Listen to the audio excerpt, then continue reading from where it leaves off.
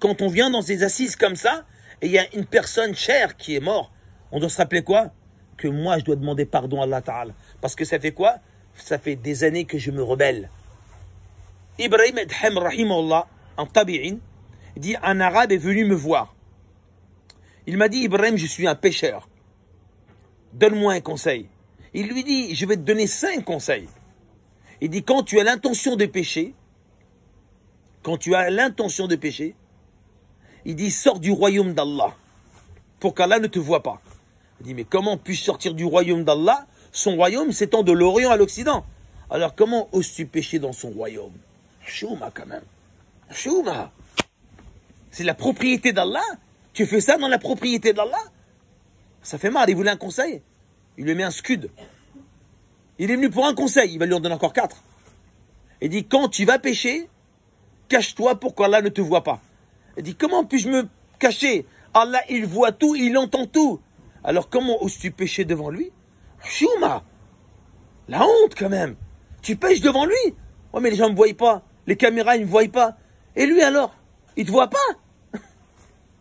Il a existé avant l'existence. Il lui dit quoi? Alors quand tu as péché, écoute bien, quand tu as péché, arrête de te nourrir de la nourriture d'Allah. Arrête. Il dit, mais comment puis-je arrêter de me nourrir, puisqu'Allah a décrété ma subsistance? Comment oses-tu pécher devant lui, sans te cacher, dans son royaume, et tu manges sa nourriture? Chouma. Oh, il est mal le type, il est venu pour un conseil. C'est pas fini. Il dit, le jour, écoute bien, où tu vas être dans la tombe, et tu vas être interrogé par Munkar et Nakir, dis-leur, non, remettez ça plus tard, je ne suis pas prêt. Mais comment ils vont supporter d'une question que je pose comme ça? Il a dit, alors repens-toi maintenant, avant qu'il ne soit trop tard, le jour où tu seras dans la tombe. Maintenant, avant que ça soit trop tard. Ah là, il est mal. Il tremble de partout, le type. Il dit, encore un conseil, il reste. Et le jour où tu vas être sur le pont Sirat, au-dessus des abîmes de l'enfer, hein? Cours vite, cours, et fais demi-tour. Mais comment est-ce possible? Comment est-ce possible de faire demi-tour? Alors il a dit quoi? Repens-toi maintenant, avant qu'il ne le soit trop tard, quand tu seras dans l'autre monde. Mes frères, cette vie, vous savez c'est quoi? C'est pour faire que des bonnes œuvres et demander pardon à Allah à chaque fois qu'on se plante. À chaque fois qu'on se plante, on demande pardon à Allah Ta'ala. Mais vous savez, il y en a un qui est derrière nous du matin au soir. C'est Shaitan. Il ne nous lâche pas. Il nous tourne la tête. Vas-y, cette vie, elle est belle. Regarde ce que tu peux faire. Les arbres, ils sont verts. Le ciel, il est bleu. Les oiseaux sont colorés. Hein? Allah. Il te montrait la belle vie. Comme si que le paradis était noir et sombre. Hein? Il te montrait, il n'y a pas de paradis, ça n'existe pas. Alors qu'Allah Ta'ala, il a décrit le paradis. Le prophète, il a décrit le paradis. Ce qu'on aura, les hommes et les femmes au paradis. Cette vie, quoi, elle est courte. Enfin, donc c'est pour ça, aujourd'hui, mes frères, le rappel, c'est quoi? C'est la mort. On doit parler de la mort. On doit se rappeler de la mort. Notre frère, il est parti. On demande à Allah, tabaraka wa ta'ala, mes chers frères, qu'Allah lui donne un paradis large comme les cieux et la terre. Et qu'il lui fait traverser le pont Sirat à la vitesse de l'éclair. Parce que c'est le seul véhicule. Aucune fusée, aucun avion, aucun TGV ne peut te faire traverser le pont Sirat. La seule locomotion pour traverser le pont Sirat, c'est la vitesse de l'éclair. Il n'y a pas d'autre locomotion. Tu tombes. Il faut le barq, la vitesse de l'éclair. Autrement, tu tombes à 70 années. Alors, mes chers frères, mes chères sœurs, un jour, on va arriver dans ce trou. Et regardez bien ce que le prophète Mohammed alayhi salatu wassalam nous dit dans le recueil de l'imam Al-Baqilani dans l'Insaf. Il nous dit qu'un jour, Omar ibn Khattab radiyallahu anhu était avec son fils, Abdallah ibn Omar. Et c'est Abdallah ibn Omar qui narre cette histoire. Il dit, mon père était un jour avec le messager d'Allah, sallallahu alayhi wa sallam. Écoutez bien. Et le prophète lui dit, Omar, connais-tu les interrogateurs de la tombe? Il dit au messager d'Allah, non, je ne sais pas c'est qui. Eh bien, quand tu seras dans la tombe, qui fera, écoutez bien, 2 coudées sur 4 coudées, à peu près 90 sur 1,80, tu seras dans la tombe, il fera froid, et 2 interrogateurs vont venir te voir. Et ils vont te poser 3 questions. Ces interrogateurs, écoutez bien, ils ont les cheveux hirsus, la voix comme le tonnerre, les yeux comme l'éclair, et les pieds enfoncés dans la terre. Juste quand t'entends ça, frère, t'entends ça, t'as peur. Nous, aujourd'hui, on regarde des films d'horreur tous les jours. Tous les jours, on regarde des films d'horreur sur IPTV. Ça ne fait même plus peur, la mort. Choum à la honte. Tellement on regarde des films d'horreur que quand on me parle de la mort, c'est rien la mort. Moi, je regarde des films d'horreur. C'est la mort, ça. Ça, c'est du jus de fraise, ça. Mes frères. Regardez bien. Et dit, ils vont venir, ils vont t'interroger. La voix comme l'éclair. Les yeux comme le tonnerre. Les yeux comme l'éclair. La voix comme le tonnerre. Les pieds enfoncés dans la terre. Ils vont te poser 3 questions. Man Rabbuka, quel est ton Seigneur? Pas le nom d'Allah. Tout le monde connaît le nom d'Allah. Même les non-musulmans, ils vont dire c'est qui ton Rabbi? On va dire c'est Allah, on connaît votre nom. C'est Allah. Non. Quel est ton Seigneur? Celui qui t'a éduqué. Celui qui t'a donné. Celui qui t'a protégé. Qui t'a soigné. Qui t'a élevé. Qui t'a donné ton risque. Qui t'a fait grandir. Qui était derrière toi sans arrêt pour éviter que tu tombes. Si ce n'est Allah. C'est ça ton Seigneur. Tu dois le connaître. Quel est ton Seigneur? C'est trop facile de dire Allah. Non, quel est ton Seigneur? Rabbi, Rabbi Allah. Deuxième question, quelle est ta religion? Qu'est-ce que tu as suivi comme mode de vie? Tu as suivi quoi comme mode de vie? Hein, tu as voulu suivre les influenceurs? Les influenceuses du matin au soir.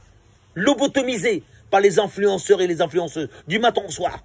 4-5 heures sur TikTok, tu regardes. Et elle a dit ceci. Et lui dit ceci là. Et moi, ma live, elle est comme ci. Ma live, elle est comme ça. Et toi, tu veux ressembler aux autres. C'est un truc de fou. Regardez comment on est lobotomisé. Hein? C'est quoi ta religion? C'était quoi ton mode de vie?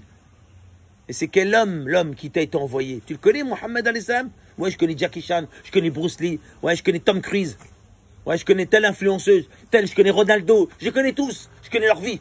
Et tu connais le messager d'Allah? Celui qui est venu quoi avec la miséricorde? Celui qui est venu pour sauver l'humanité entière? Qui est venu te sauver? Hein? Tu le connais? Regardez ce qu'il dit, le prophète alayhi salam dit. Quand ils vont te poser la première question, si tu es hésitant, ils vont prendre une masse que tous les gens de Médine, ou dans une autre version, les gens du monde entier, ne pourront pas soulever. Ils vont te mettre un coup de masse qui va t'enfoncer 70 ans sous la terre. Seulement t'es hésitant, t'hésites. Ouais, t'hésites. Regardez bien. Alors là, mes frères, Omar ibn Khattab, quand il va entendre ce discours percutant du messager d'Allah, avec la tombe, les interrogateurs, les questions qui vont être posées, hein, le châtiment quand on répond mal, il va dire au messager d'Allah, quand je serai devant les anges, est-ce que j'aurai la même foi, la foi que j'ai maintenant avec toi, la même foi? Dans une autre version, est-ce que je serai le même que je suis maintenant avec toi? Il ne faut pas croire que dans la tombe, on va te gonfler, on va te booster ta foi. Hein. Tu sais, on va avec de l'hélium, hein. Faut pas rêver. Hein. T'es le même. T'es le même. Est-ce que je serai le même? Le prophète alayhi salam dit oui, tu seras le même que tu es dans la tombe. Et alors au messager d'Allah, je me sortirai d'affaire. Je me sortirai d'affaire. Wallah, vous me ramenez le plus grand moufti du monde ici, ma main coupée. Si un moufti est capable de dire aujourd'hui, je me sortirai d'affaire. Nous tous, on a peur de ne pas réussir dans la tombe. Tous, je me sortirai d'affaire. Et regardez bien, quand il va mourir, Omar ibn Khattab, son fils, Abdullah ibn Omar, il va le voir en songe le soir, en rêve, il va voir son père. Père, comment c'était dans la tombe avec Munkir et Nakir? Il va dire, mon fils, Munkir et Nakir sont venus me voir. Ils m'ont posé la question numéro 1. Quel est ton Seigneur? Je les ai saisis. Et je leur ai dit, quel est votre Seigneur? Vous d'abord. Quel est votre Seigneur? Vous d'abord. Et Munkir, il dit à Nakir, c'est nous qui l'interrogeons ou c'est lui qui nous interroge? Et Nakir, il dit à Munkir, laisse-le. C'est Omar Farouk, la lanterne du paradis. Mes frères, vous avez vu? Nous on croit que la vie c'est fini. Non, tout commence. Tout commence. Cette vie c'est rien ça. Cette vie c'est quoi? C'est comme un film au cinéma. Tu vois? Tu regardes un film au cinéma avec Tom Cruise, le mec qui saute de l'hélicoptère. Il saute par là. Il saute rien du tout. Il n'y a que des cordes cachées. Que des cordes avec des câbles et rien de vrai. Dans la vie, il ne peut pas lever peut-être la jambe. C'est que du cinéma. Et nous, cette vie, c'est que du cinéma. Il n'y a rien, c'est que du cinéma. Pourquoi? Parce qu'après le film se termine et après la vraie vie commence. La vraie vie commence. La vraie vie, c'est après la mort. Nous, on croit qu'on vit parce qu'on se touche. Oui, c'est pas ça la vraie vie. La vraie vie, c'est après. Vous avez vu quelqu'un qui est resté ici? Personne ne reste. Alors mes frères, si on est invité aujourd'hui, c'est pourquoi? C'est pour que chacun de nous se connaisse. Chacun de nous se connaît dans son fort intérieur. Et chacun, il connaît ses relations avec Allah. Et chacun de nous, il sait ce qu'il pêche devant Allah. Vous les sœurs et nous aussi présents les hommes. Chacun de nous connaît ses faiblesses. Et il sait ses manquements. Moi, je ne prie pas à Subh. Je donne un exemple. Autant des tabi'in. Raconté par Ibrahim Adham. Il y avait une maman qui avait un garçon et une fille. Ils étaient âgés. Alhamdulillah, cette garçon et cette fille, et cette maman, un jour, cette fille, elle est morte. Elle est morte. Alors, le frère s'est occupé de sa sœur. Janaza, l'enterrement, tout était fini. Et sans faire exprès, lorsqu'ils vont enterrer sa sœur, il va faire tomber sa bourse d'argent dans la tombe.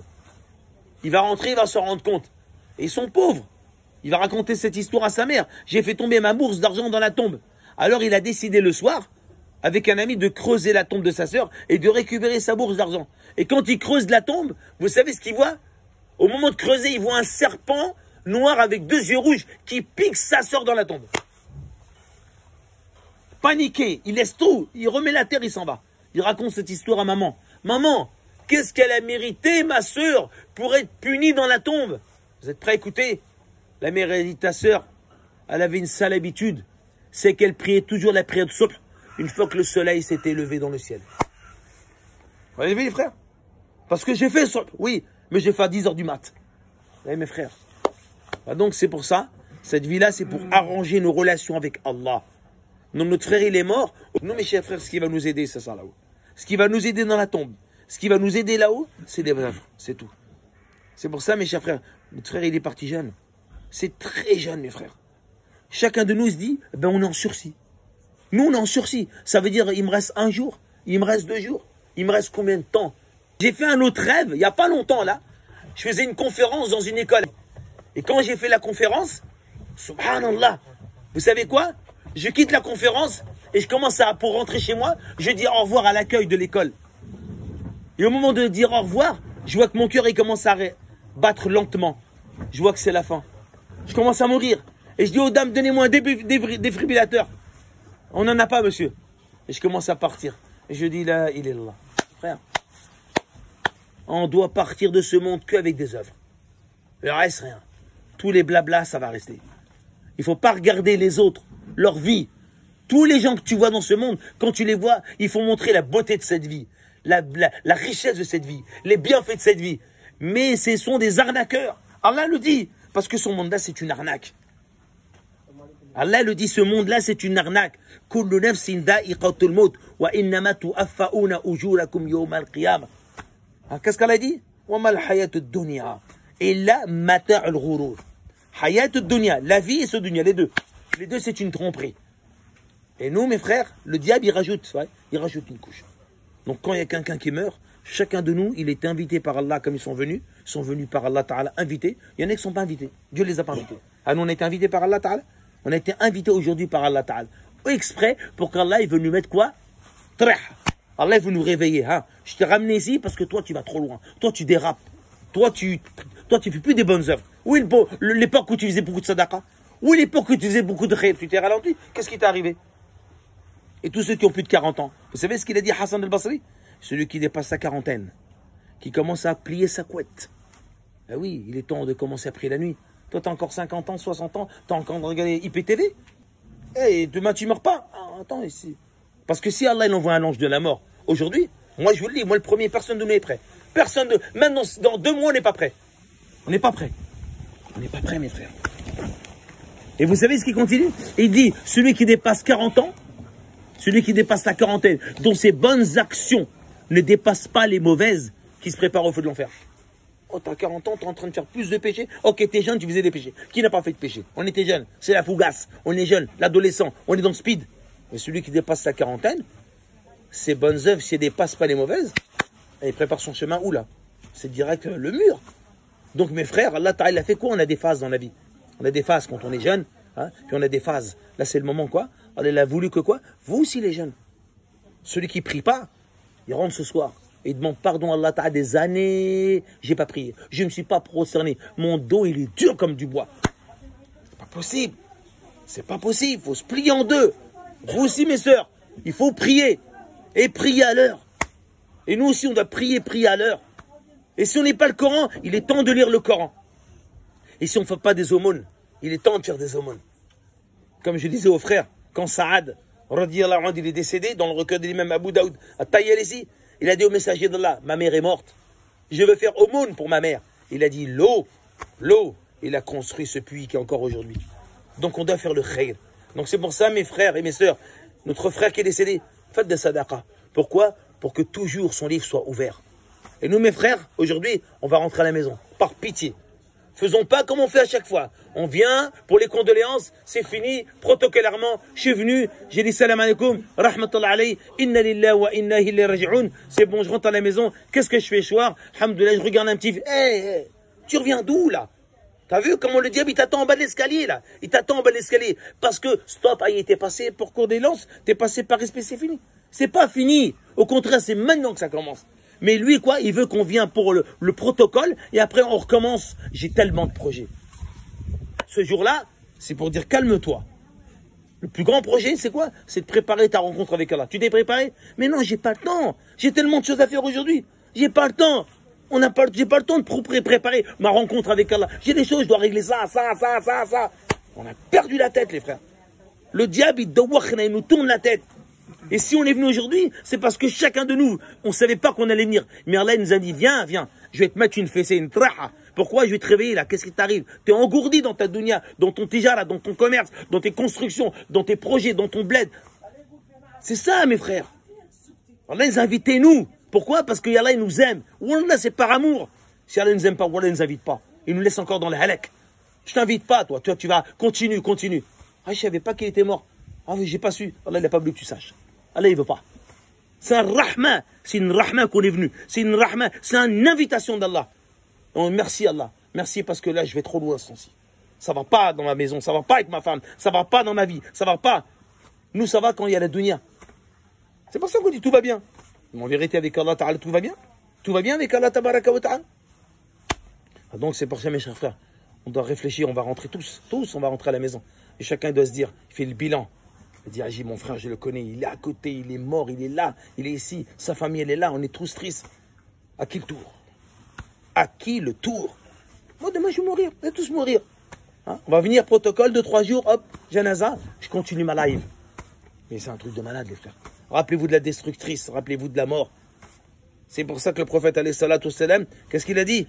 Il a dit, la meilleure exhortation, c'est la mort.